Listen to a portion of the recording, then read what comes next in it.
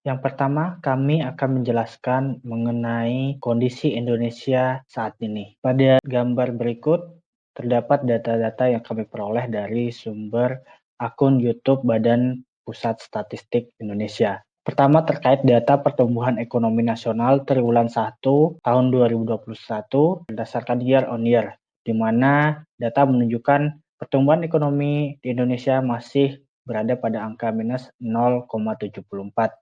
Selanjutnya, inflasi triwulan 1 di tahun 2021. C2C berada pada kisaran 0,4%, sedangkan year on year-nya berada pada 1,37%. Untuk tingkat pengangguran terbuka nasional, khususnya di perkotaan, pengangguran terbuka nasional berada di angka 8%, sedangkan di pedesaan berada di kisaran 4,11%. Selanjutnya berkaitan dengan karakteristik penduduk bekerja. Menurut pendidikan di bulan Februari 2021 diperoleh data sebagai berikut, di mana pekerja yang berasal dari pendidikan SD masih menjadi mayoritas dari pekerja yang ada di Indonesia dengan angka 49,03 juta orang atau sekitar 37,41%. Pada kondisi pandemi COVID-19 di Indonesia ini, banyak penduduk usia kerja yang mengalami dampak akibat dari pandemi tersebut.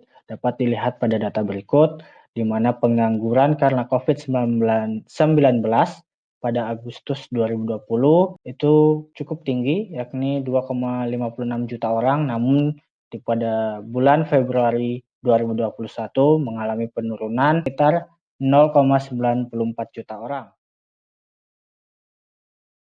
Kemudian, untuk kondisi Indonesia yang ideal, terdapat beberapa poin yang dapat kami sampaikan. Yang pertama, idealnya Indonesia menjadi bagian dari negara maju yang lepas dari middle trap income sebagai salah satu indikator dari kesejahteraan warga negara. Yang kedua, Indonesia idealnya menjadi kekuatan ekonomi dunia yang diperhitungkan, berada pada 5 besar kekuatan ekonomi global. Yang ketiga, Indonesia idealnya ditopang oleh industri yang memiliki nilai tambah yang tinggi, yaitu industri manufaktur dan industri jasa.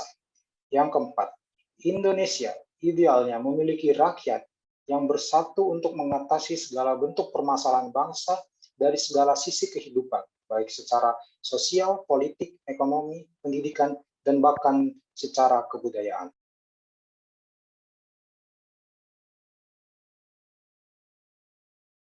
Kondisi ideal sebagaimana yang telah dipaparkan sebelumnya, ada beberapa strategi yang dapat dilakukan untuk mencapai kondisi ideal tersebut. Yang pertama adalah segera merampungkan aturan turunan dari Undang-Undang Republik Indonesia Nomor 11 Tahun 2020 tentang Cipta Kerja, serta mempersiapkan fasilitas pendukung pelaksanaan aturan tersebut. Untuk strategi yang selanjutnya akan disampaikan oleh teman saya, Aryo. Menambahkan strategi yang dapat dilakukan untuk mencapai Indonesia yang ideal, yaitu sinergi antara dunia pendidikan dan dunia industri harus segera terjadi. Pendidikan harus mengikuti perkembangan industri yang sangat dinamis, serta menyediakan SDM yang berkualitas. Ketika pendidikan dapat menjawab kebutuhan industri akan SDM yang berkualitas dengan kemampuan yang sesuai dengan kebutuhan industri, maka angka pengangguran dapat diperkecil dan perekonomian dapat meningkat dan pada akhirnya dapat membantu Indonesia keluar dari middle income trap.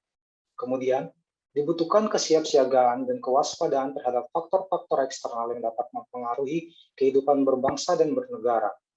Belajar dari pandemi COVID yang menggoncang perekonomian dunia dan khususnya Indonesia. Dengan kesiapsiagaan, maka segala bentuk hal-hal eksternal yang dapat mengancam akan dapat dihadapi dengan lebih baik lagi.